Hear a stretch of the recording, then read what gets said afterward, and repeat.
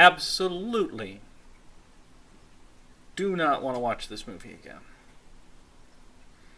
The idea of watching this movie again to write a review of it turns my stomach, which is probably a really good sign that it needs to be a WTF cinema review.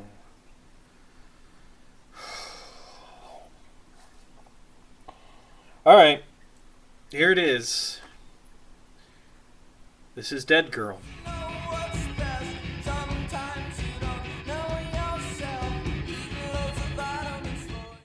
Two things we need to get out of the way here. First of all, this movie is not to be confused with Pretty Deadgirl, which is a short film musical about necrophilia.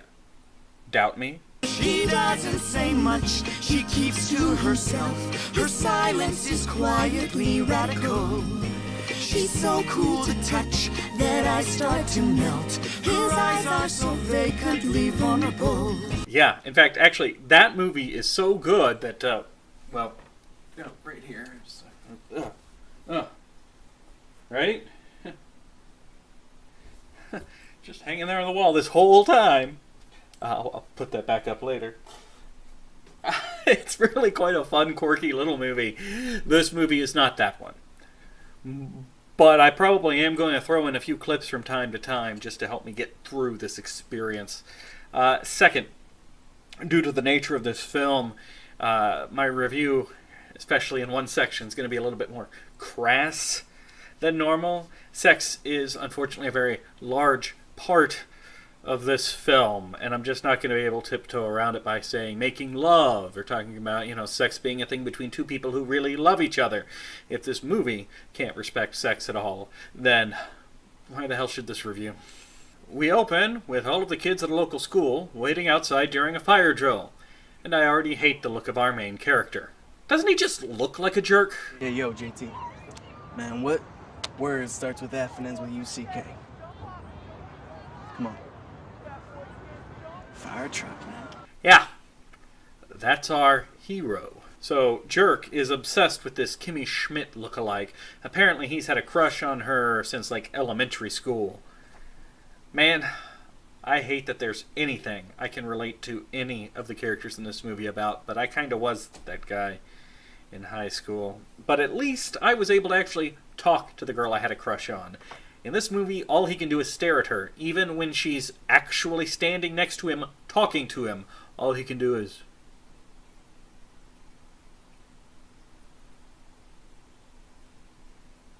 Yeah, not creepy at all. So Jerk and his buddy JT decide to go ahead and skip out of school during the fire drill because they think nobody will notice. A kid did that once in my high school. During a fire drill, he actually went home. People noticed. Partially because he was the only kid that left, and mostly because he was the kid that actually set the fire that set off the alarm. True story. They caught him at his house. He was the only kid who left, and his clothes still smelled of gasoline. Also, the fire had started from his locker. Criminal mastermind. Jerk and JT decide to break into an abandoned insane asylum, because that's what kids do.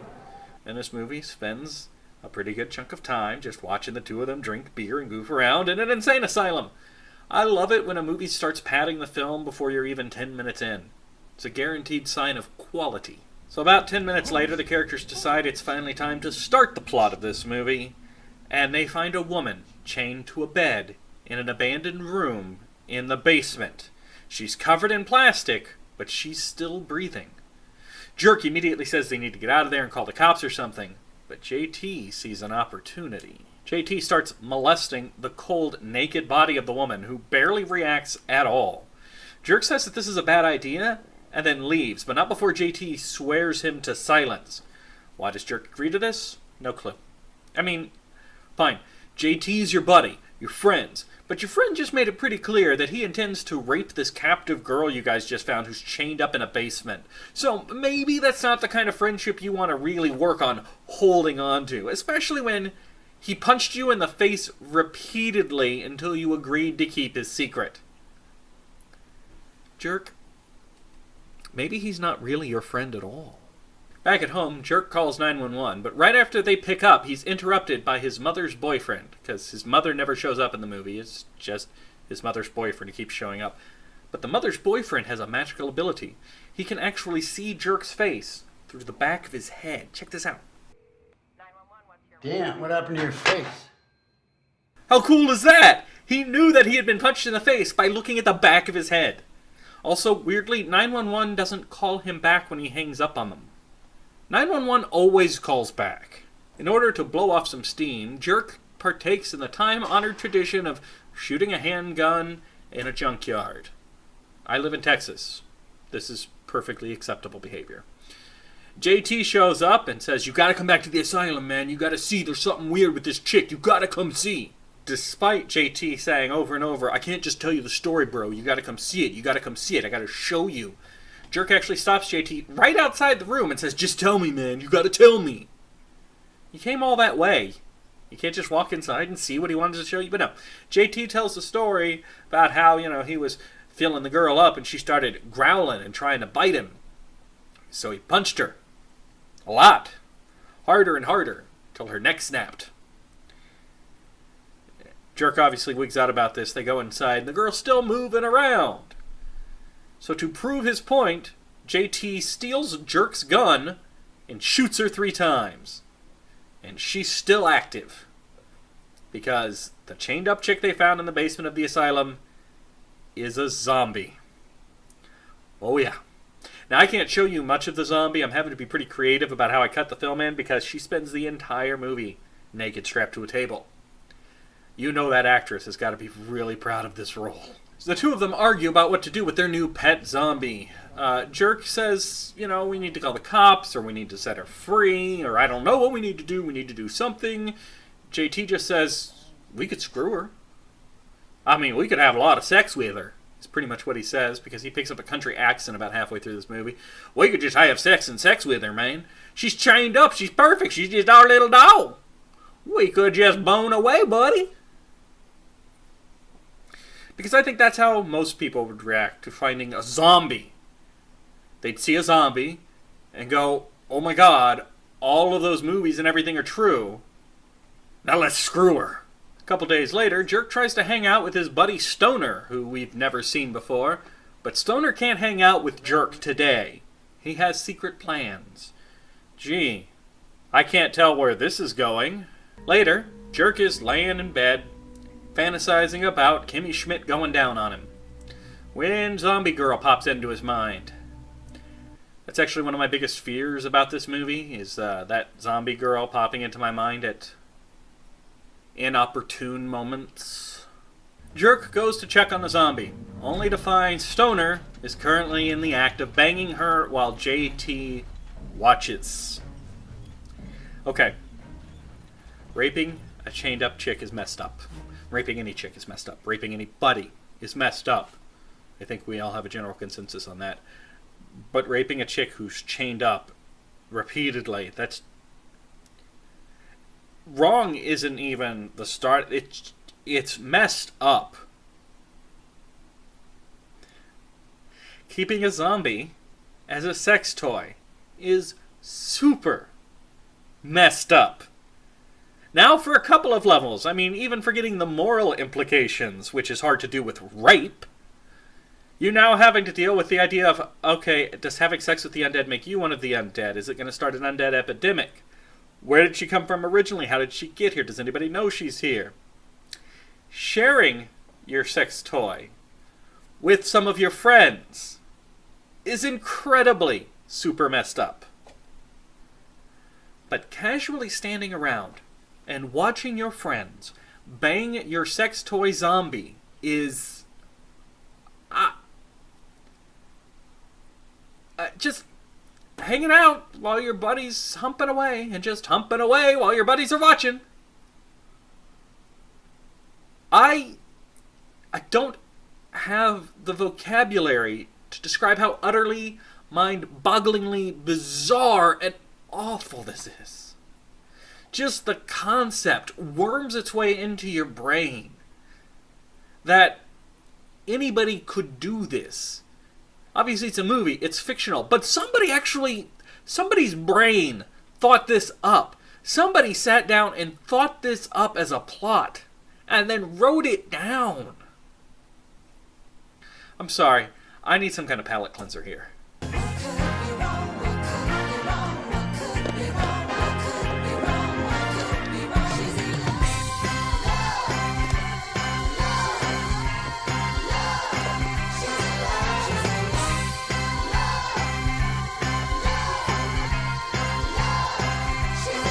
A little bit later, Jerk sneaks back in with some bolt cutters, planning to free the zombie, which doesn't sound like the greatest plan to me. I mean, the zombie's now free to walk around town and make more zombies. Fantastic. He gets one hand free before she grabs him, which freaks him out, and he leaves, and she's just got the one hand free. What a hero. A little bit later, the other two boys arrive for some more zombie fun time, and she attacks them with her free hand. They manage to get her strapped down, with JT just getting a couple scratches on the face. So that plot thread's wrapped up pretty quick. So I've skipped through a lot of useless scenes in this movie, mainly just to get this over with. But the movie does spend a lot of time watching moments that don't matter or add up to anything. There's a lot of conversations between the various combinations of the boys talking about their zombie sex slave. All of which come out to Jerk's uncomfortable with the idea, the other two are fine with the idea. That's it. The conversation always kind of comes to that same conclusion. And then there's just a lot of footage of Jerk creepily staring at Kimmy. Sometimes while she's talking, sometimes he's just kind of poking around the corner of like the library book stacks. Just super creepy. And the creepy staring finally comes to a head as Kimmy's boyfriend decides to beat him up. I know I really shouldn't be rooting for the dumb jock who's using violence to solve his problem, but the way that kid just keeps staring at her, even when she's trying to have a conversation with him, he's kind of got this one coming. Stoner also gets his ass kicked, mainly for just being there, and as the bullies walk away, he screams out at them in front of the entire school, almost crying, how nobody is interested in the jock's girlfriend because they've got a girl all their own. Dude, you got punched in the face a couple of times and this is your response? You can't get away with punching me! I have sex! Yeah, that's how that works. That's how that works. Once you rape a chick a couple of times, nobody's allowed to pick on you anymore. That's how the world works. I am so utterly disgusted with this movie. So the bullies do exactly what you would expect them to do. They abduct Jerk and Stoner and force them to show them the sex slave. How is it that nobody in this movie reacts like a normal human being? Nobody, after getting beat up, would yell, "I have a sex toy, so screw you!" And no jock is going to believe the nerd he just beat up about having the sex toy, let alone abducting them and forcing him to share the sex slave. And again, how is it that nobody in this movie has an issue with pulling a train on this girl? Nobody in this town is ooked out by the idea of sloppy seconds. Nobody! When they arrive, JT is already there because he doesn't go to school anymore. He actually just lives in this basement and has sex with the zombie. Look, buddy. I enjoy a good poke in the whiskers as much as anybody. But you have dedicated your life to screwing a cold, dry hole over and over again and sharing it with your friends. I mean, you're not even in sloppy seconds territory anymore. You're on sloppy 80 seconds. How is this even enjoyable? You'd get better sensation out of screwing a watermelon. Why don't you try that, JT? Go rape some fruit for a while. It's gotta be a step up from this. How is this even remotely enjoyable? The jock actually isn't sure about screwing the zombie because it turns out somebody in this world is a little hesitant about just raping a chick. JT assures him that the chick is just really into S&M. That's why she's chained up in the basement of an asylum and looks like she's dead. The jock makes some crude comments about going home and screwing Kimmy instead, and that's when Jerk encourages him to go ahead and get some oral from the zombie. Yeah, I don't want to screw this dirty chick chained up in the basement of an asylum, but I guess a quick blowjob never hurt nobody. This ends about as well as you'd expect. I'm trying really hard not to actually think about this scene. Let's move on. Anyway, JT convinces the jock to keep his bit weenie a secret, because apparently she didn't bite it off. She just bit it.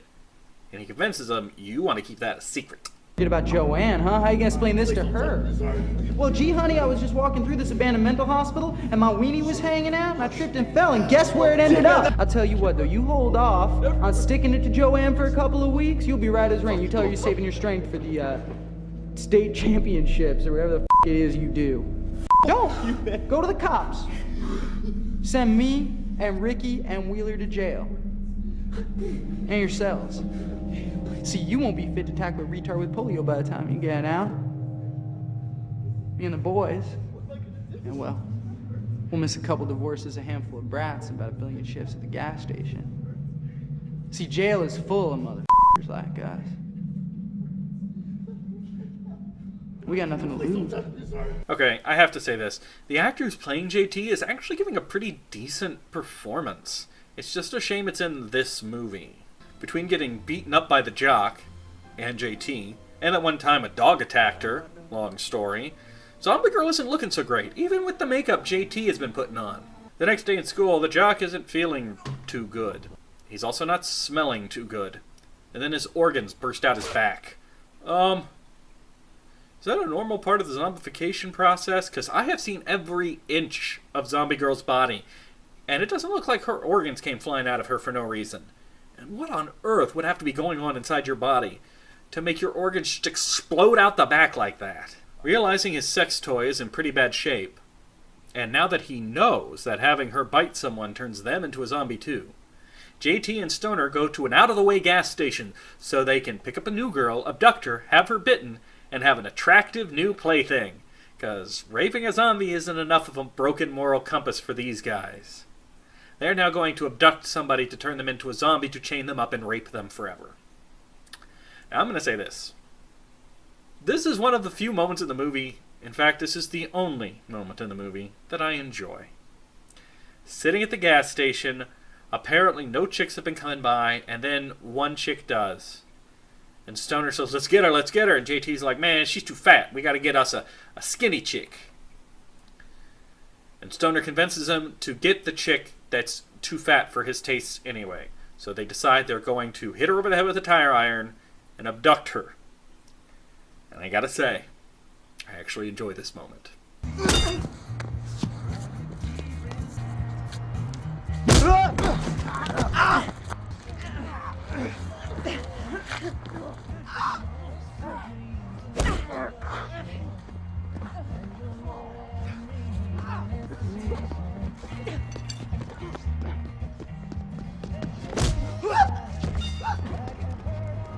Yeah, that's some justice.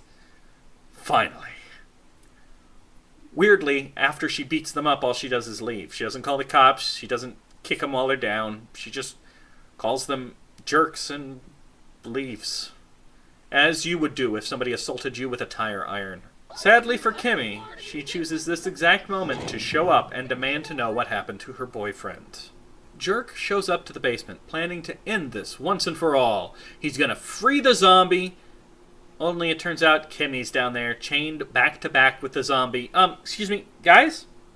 If your plan is for the zombie to take a bite out of Kimmy, maybe chaining them back to back isn't the way to go. I mean, maybe you just dangle a finger in the zombie mouth and smack her around till she... I'm not trying to help you with the whole raping a zombie sex slave thing. I'm just saying there's got to be a smarter way to do this. Things get pretty tense. JT promises that zombie Kimmy can belong to Jerk and Jerk alone, and they'll go get a new girl for themselves. And Jerk's actually thinking about it, because if Kimmy gets loose, the three boys are almost definitely going to jail for zombie rape.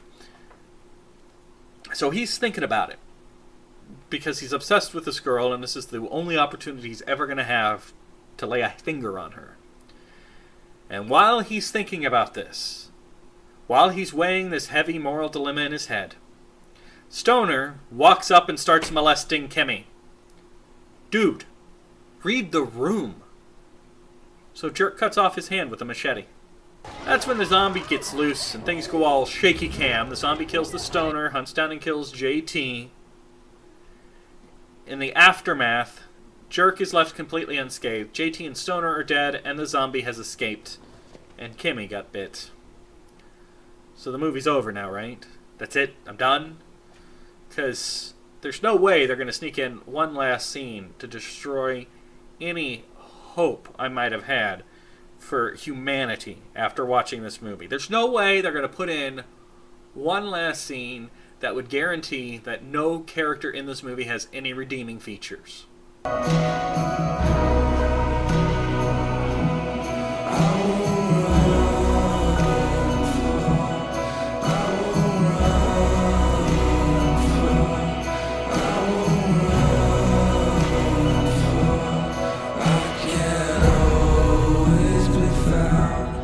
Jesus, why? Why couldn't you let one character do one goddamn thing that would make me have any ounce of respect for them?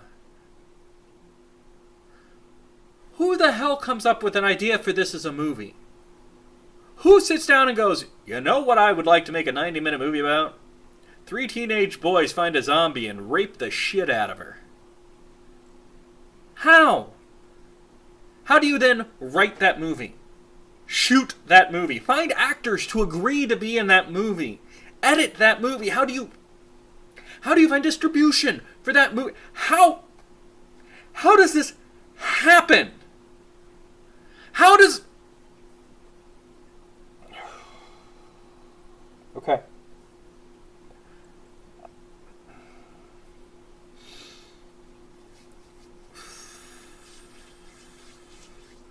Alright, I'm going to try and come out with a positive. Some kind of positive message. Something I can take with me. Oh, God. I've got it. Alive, alive. You have to love your woman when she's alive with me. You have to love your woman when she's living. She can talk, even have a conversation. She can work or be called to a vocation. Maybe she's mean or softly spoken. Her eyes should be able to open. Try something new, a lover who can wake up. Then let her do her own hair and makeup. She should be warm, safe and calming. Shower fresh without embalming. Isn't there a woman out there screaming at him? Isn't there a woman breathing that you find attractive?